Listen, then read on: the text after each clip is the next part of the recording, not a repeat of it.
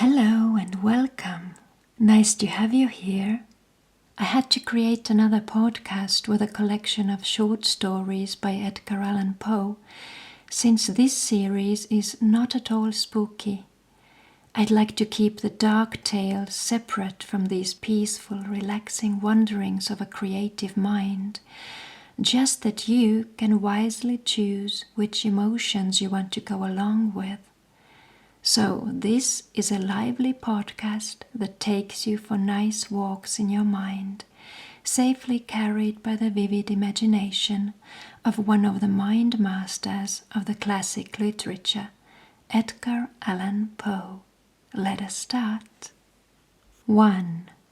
ELEONORA, a short story by Edgar Allan Poe. Subconservazione formae specificae salva anima. Raymond Lully. The soul is saved through preservation of a specific form. I am come of a race noted for vigor of fancy and ardor of passion. Men have called me mad, but the question is not yet settled, whether madness is or is not the loftiest intelligence, whether much that is glorious, whether all that is profound, does not spring from disease of thought, from moods of mind exalted at the expense of the general intellect.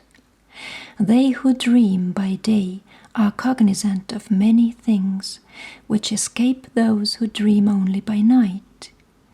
In their grey visions they obtain glimpses of eternity and thrill. In awakening, to find that they have been upon the verge of the great secret. In snatches, they learn something of the wisdom which is of good, and more of the mere knowledge which is of evil.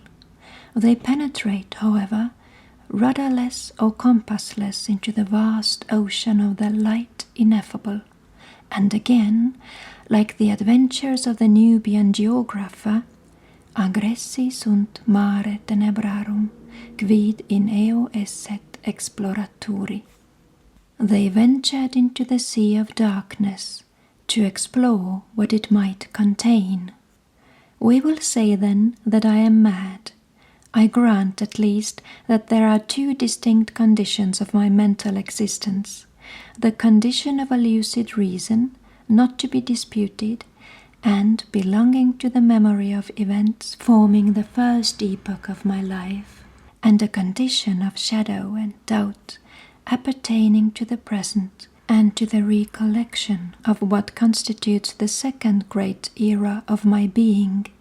Therefore, what I shall tell of the earlier period, believe, and to what I may relate of the later time, give only such credit as may seem due, or doubt it altogether, or, if doubt it ye cannot, then play unto its riddle the Oedipus.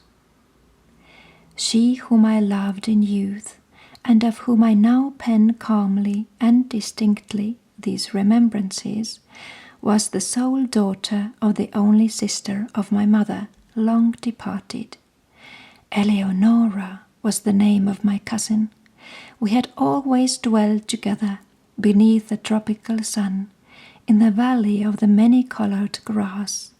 No unguided footstep ever came upon that vale, for it lay away up among a range of giant hills that hung beetling around about it, shutting out the sunlight from its sweetest recesses.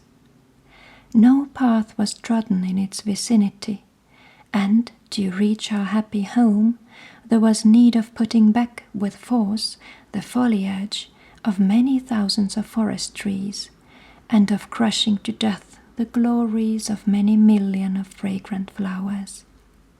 Thus it was that we lived all alone, knowing nothing of the world without the valley, I and my cousin and her mother.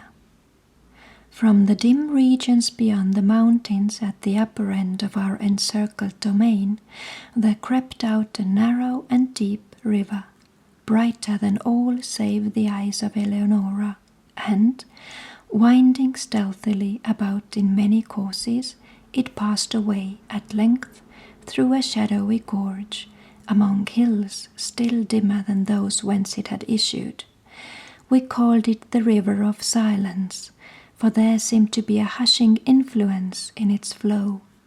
No murmur arose from its bed, and so gently it wandered along that the pearly pebbles upon which we loved to gaze far down within its bosom stirred not at all, but lay in a motionless content, each in its own old station, shining on gloriously forever.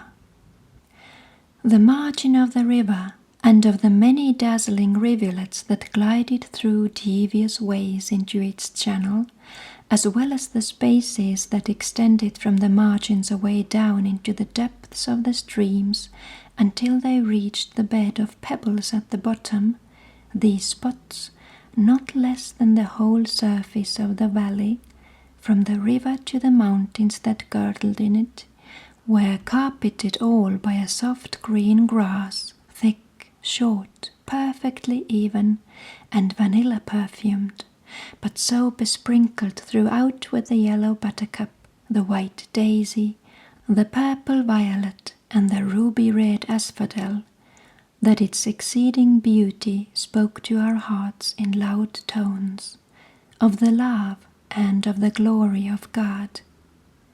And here and there, in groves about this grass, like wildernesses of dreams, sprang up fantastic trees, whose tall, slender stems stood not upright, but slanted gracefully towards the light that peered at noonday into the center of the valley. Their mark was speckled with a vivid alternate splendor of ebony and silver, and was smoother than all save the cheeks of Eleonora, so that, but for the brilliant green of the huge leaves that spread from their summits in long tremulous lines, dallying with the zephyrs, one might have fancied them giant serpents of Syria doing homage to their sovereign the sun. Hand in hand about this valley for 15 years roamed I with Eleonora before love entered within our hearts. It was one evening at the close of the 3rd lustrum of her life, and of the 4th of my own, that we sat, locked in each other's embrace, beneath the serpent-like trees, and looked down within the water of the river of silence at our images therein. We spoke no words during the rest of that sweet day, and our words even upon the morrow were tremulous and few. We had drawn the god Eros from that wave, and now we felt that he had enkindled within us the fiery souls of our forefathers. The passions which had for centuries distinguished our race came thronging with the fancies for which they had been equally noted, and together breathed a delirious bliss over the valley of the many-colored grass. A change fell upon all things. Strange, brilliant flowers, star-shaped, burn out upon the trees where no flowers had been known before. The tints of the green carpet deepened, and when, one by one, the white daisies shrank away, there sprang up in place of them 10 by 10 of the ruby-red asphodel, and life arose in our paths, for the tall flamingo, heretofore unseen, with all gay glowing birds, flaunted his scarlet plumage before us. The golden and silver fish haunted the river, out of the bosom of which issued little by little a murmur that swelled at length into a lulling melody more divine than that of the harp of Aeolus, sweeter than all save the voice of Eleonora.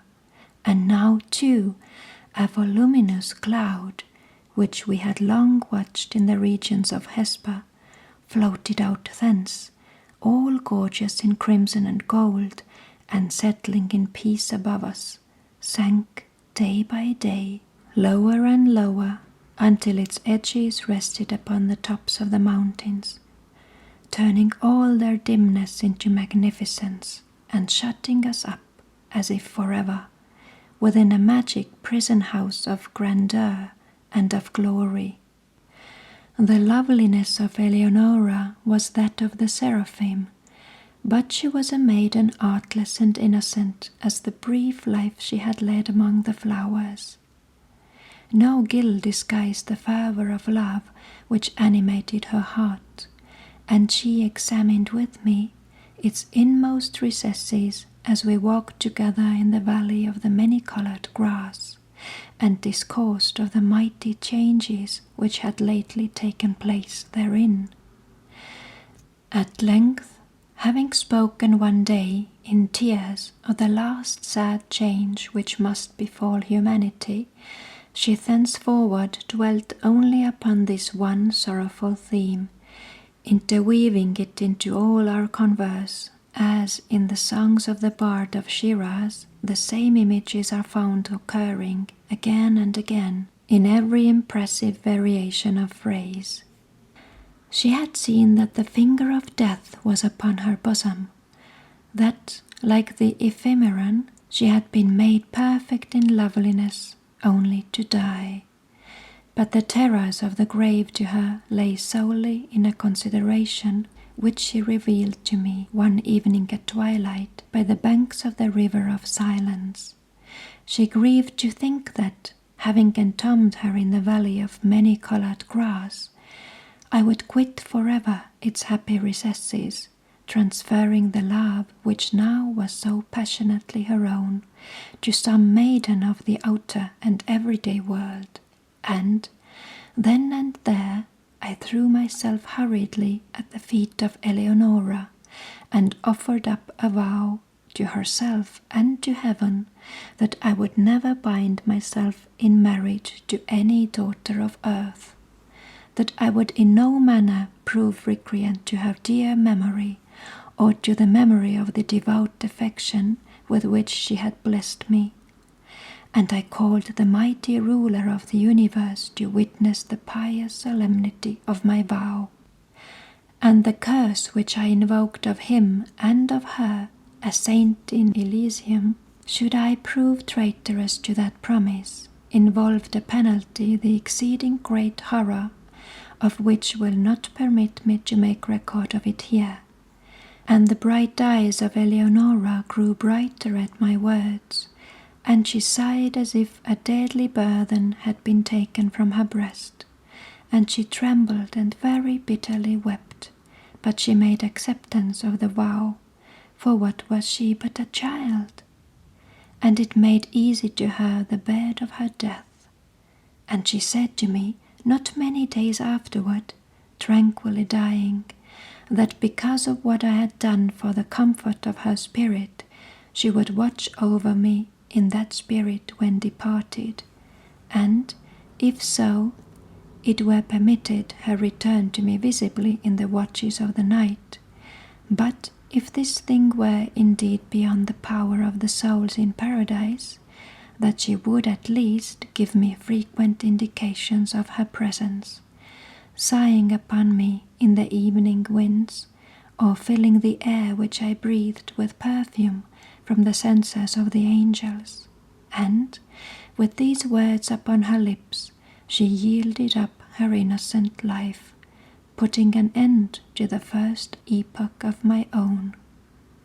Thus far I have faithfully said, but as I pass the barrier in time's path, formed by the death of my beloved, and proceed with the second era of my existence, I feel that a shadow gathers over my brain, and I mistrust the perfect sanity of the record. But let me on. Years dragged themselves along heavily, and still I dwelled within the valley of the many-coloured grass. But a second change had come upon all things. The star-shaped flowers shrank into the stems of the trees and appeared no more.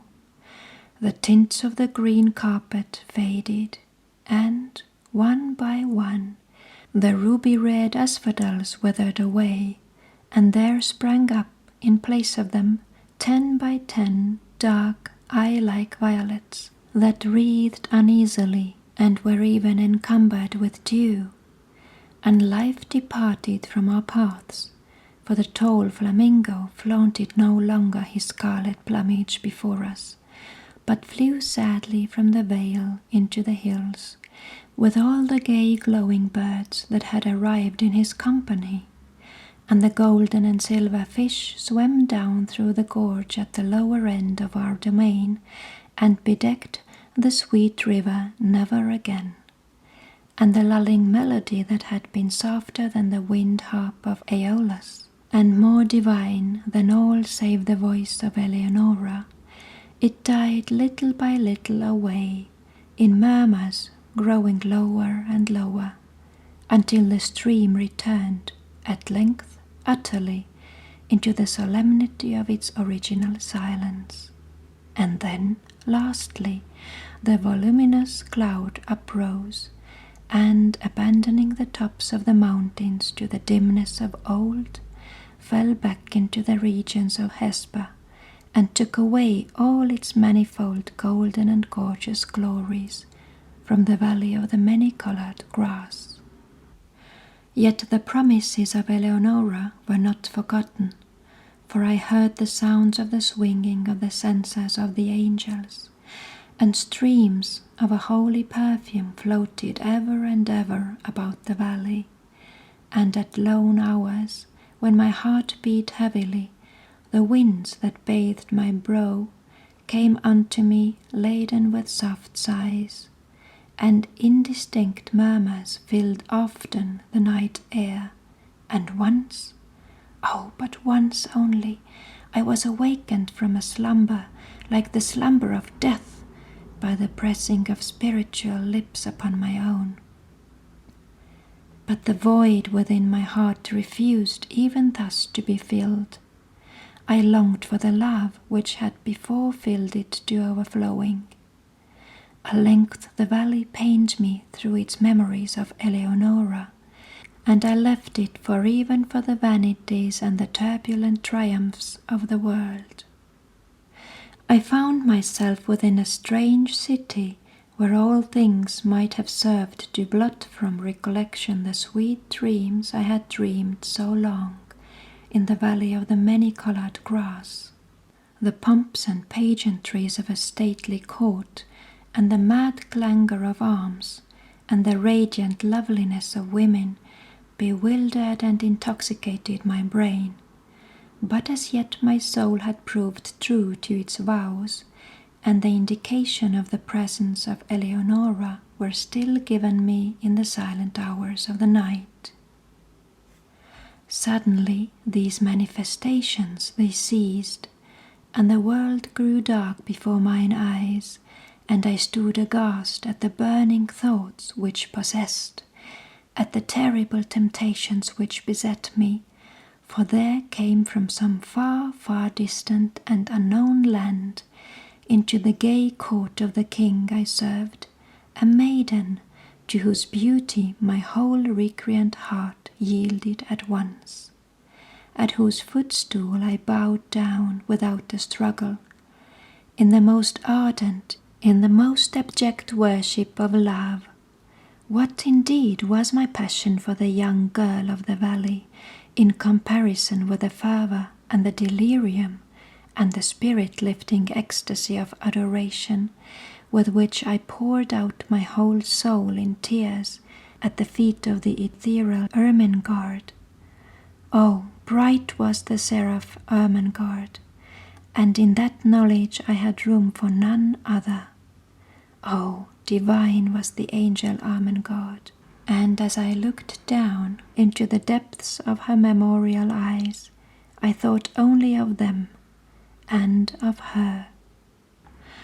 I wedded, nor dreaded the curse I had invoked, and its bitterness was not visited upon me, and once, but once again in the silence of the night, there came through my lattice the soft sighs which had forsaken me, and they modelled themselves into familiar and sweet voice, saying, Sleep in peace, for the spirit of love reigneth and ruleth, and, in taking to thy passionate heart her who is Ermengarde, thou art absolved for reasons which shall be made known to thee in heaven, of thy vows unto ELEONORA. The End of ELEONORA, a short story by Edgar Allan Poe. Please support my work by subscribing this channel, Sleepy Stories Audio, and leave a comment or a request for a book you'd like me to read. Thank you, Isabel.